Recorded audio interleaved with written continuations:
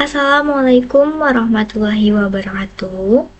Saya Davina Zahra dari Pendidikan Sosiologi dengan NIM 1405 623020, Fakultas Ilmu Sosial dan Hukum Universitas Negeri Jakarta. Di sini saya akan menjelaskan tentang fenomena yang lagi naik nih di Indonesia, yaitu melemahnya rupiah. Di sini nanti saya akan menjelaskan tentang judul Rupiah Tertekan Rakyat Terbebani, Analisis Dampak Sosial Pelemahan Nilai Tukar. Jadi, nilai tukar rupiah merupakan salah satu indikator yang penting dalam perekonomian Indonesia.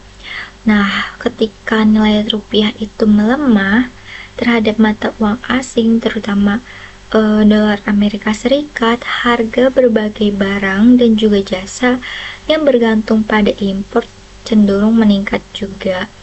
Nah, kondisi ini tuh tidak hanya menjadi persoalan ekonomi aja teman-teman, tetapi juga bisa berkembang luas menjadi masalah sosial karena dampaknya bisa dirasakan oleh masyarakat secara luas.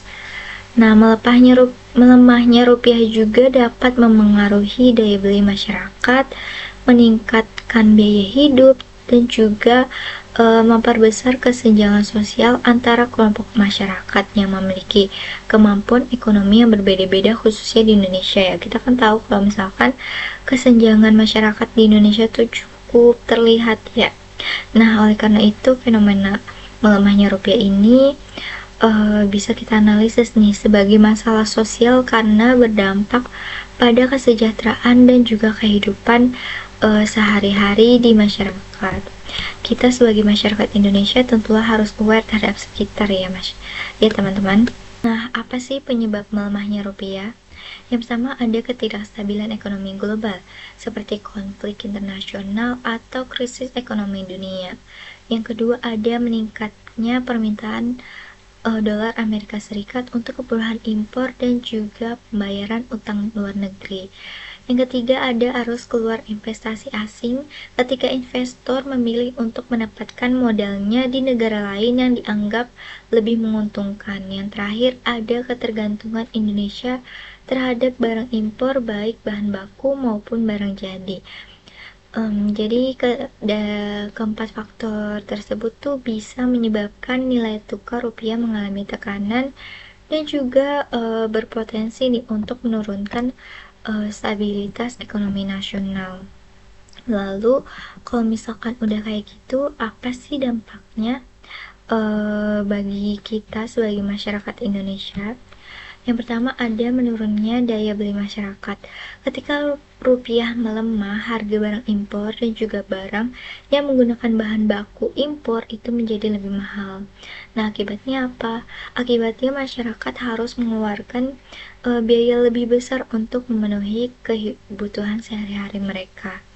Nah, kondisi ini tuh tidak bagus dan juga sangat bisa dirasakan oleh kelompok masyarakat yang berpenghasilan rendah karena pendapatan mereka tuh tidak meningkat secepat kenaikan harga barang gitu. Jadi harga barangnya meningkat tapi mungkin gaji atau uang yang mereka bisa dapat itu ya sama aja kayak gitu.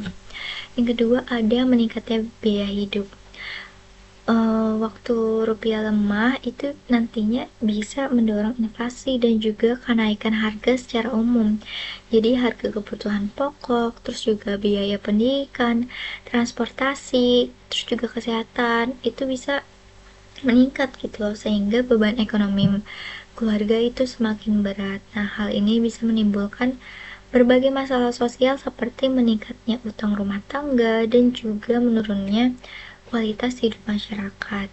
Yang ketiga ada bertambahnya pengangguran. Perusahaan yang bergantung pada bahan baku impor harus menanggung biaya produksi yang lebih tinggi. Nah, oleh karena itu, untuk mengurangi kerugian, beberapa perusahaan tuh dapat mengurangi jumlah pekerja atau membatasi perekrutan tenaga kerja baru. Nah, akibatnya apa? Akibatnya, angka pengangguran berpotensi meningkat dan juga muncul nih masalah-masalah sosial lainnya seperti kemiskinan. Nah, yang terakhir atau yang keempat ada memperlebar kesenjangan sosial. Dampak pelemahan rupiah tidak dirasakan secara sama oleh kelompok masyarakat.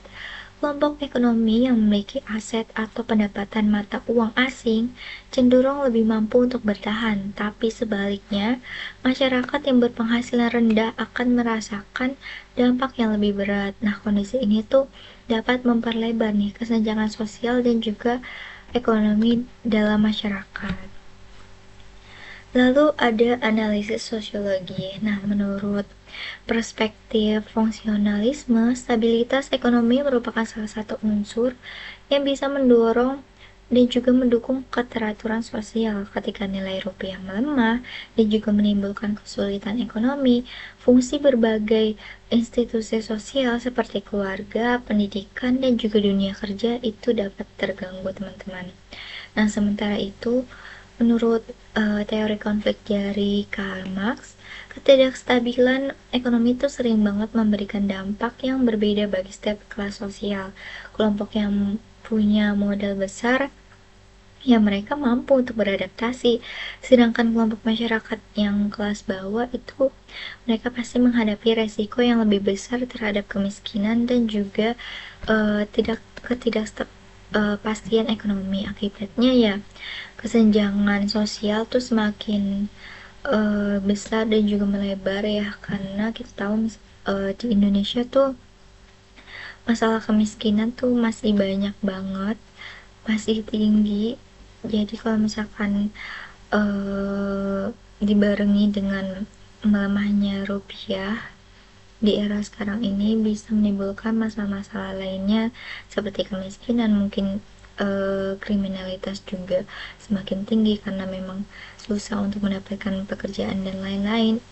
Jadi melemahnya rupiah ini merupakan tidak semata-mata masalah politik aja, tapi juga bisa berkembang ke masalah-masalah lainnya.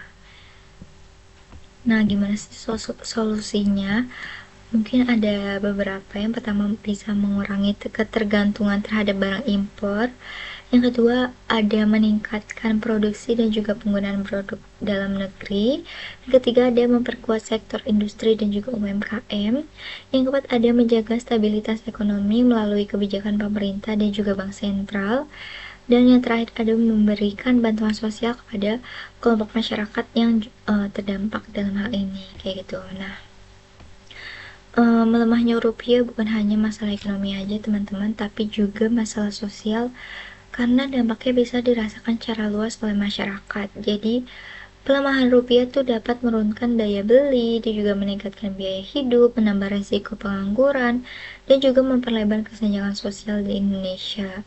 Nah, oleh karena itu diperlukannya nih kerjasama antara pemerintah, pelaku ekonomi, dan juga masyarakat untuk mengurangi dampak negatif serta menjaga kesejahteraan sosial masyarakat Indonesia.